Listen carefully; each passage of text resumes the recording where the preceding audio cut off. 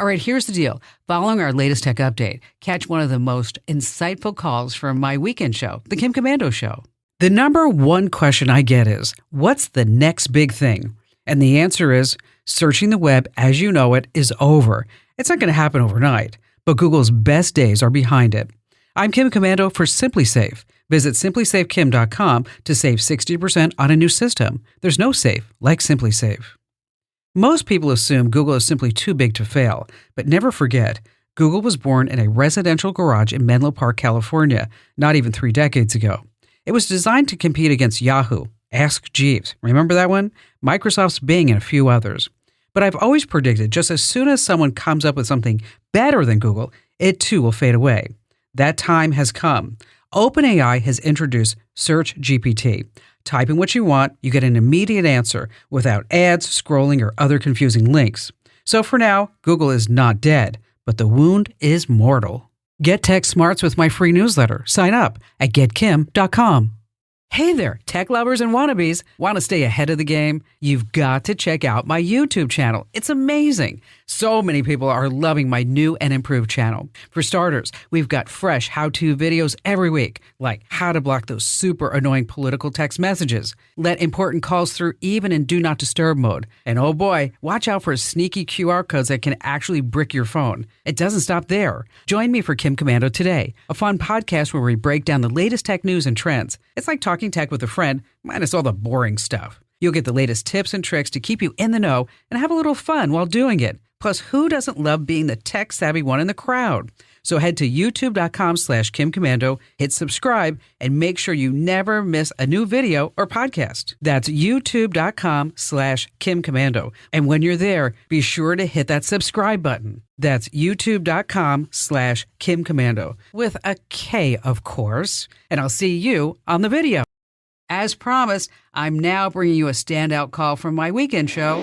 Jack in Green Bay, Michigan. Hi, Jack. Glad to have you with us. Hi, Kim.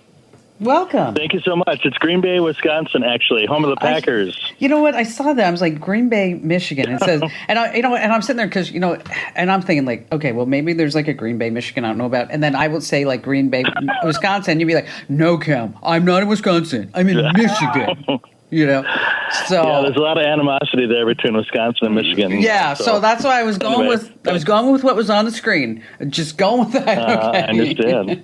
All right. Well, great show. I've been listening to it for a long time, and I've got a question. I have an office in a building. My father's owned the building for many years, and I kind of manage it for him. And it's about 13,000 square feet, and it's a long building, about 350 feet long from front to back. And it's got a number of entrances and exits and hallways and whatnot. We've had some issues with some tenants leaving and not locking doors right and stuff, and that whole kind of thing going on. So I'd like to try and cover the place with security cameras that either for after hours or just kind of for all the time to kind of just record what's going on and know who's coming and going and that sort of thing. And because the size, I'm not sure how to get the wireless signal because my office is at the front of the building, and I don't know if it's better to run repeaters or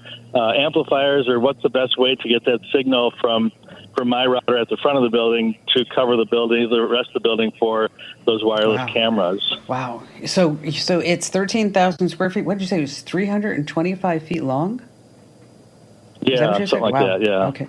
And how many tenants do you have in there?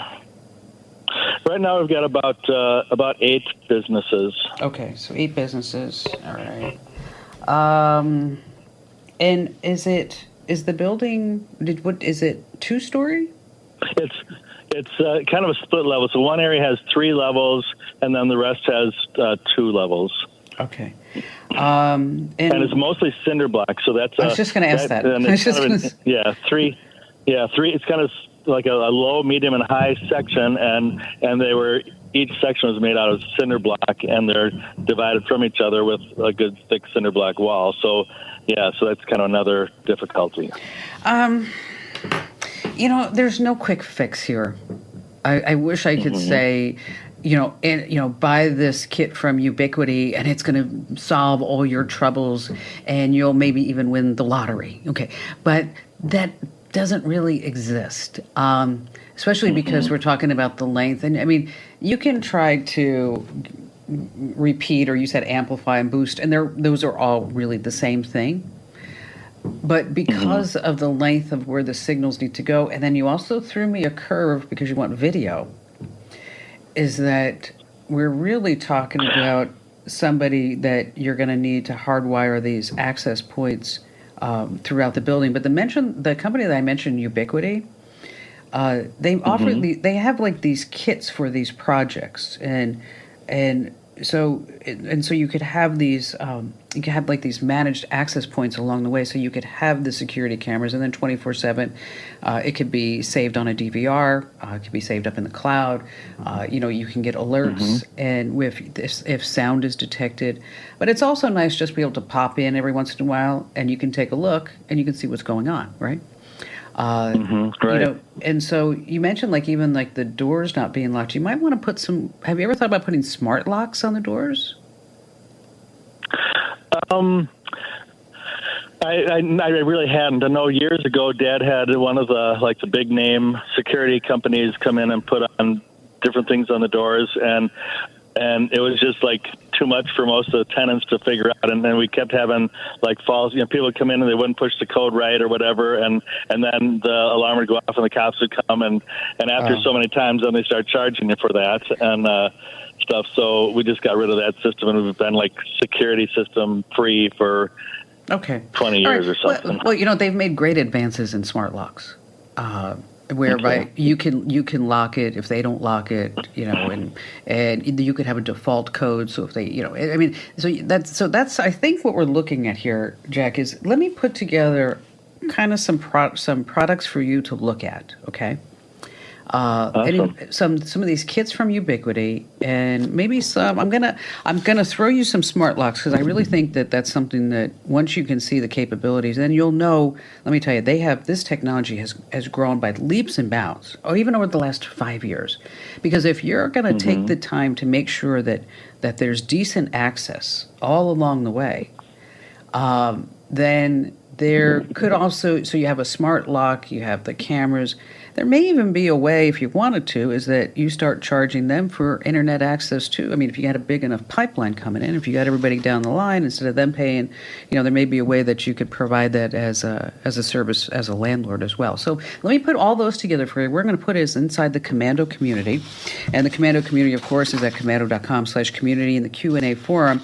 And then, of course, we're helping you out back and forth there anytime that you want. And, Jack, thank you so much for your call and your kind words there in Green Bay, Wisconsin. You are the best for tuning in. Now, if you're curious about something, pop over to komando.com and click Email Kim. I read every single email like it's a secret code to unlock some hidden tech treasure. And you can catch the tech wave. How? Just get my free daily newsletter. Head over to getkim.com. Once again, that's getkim.com.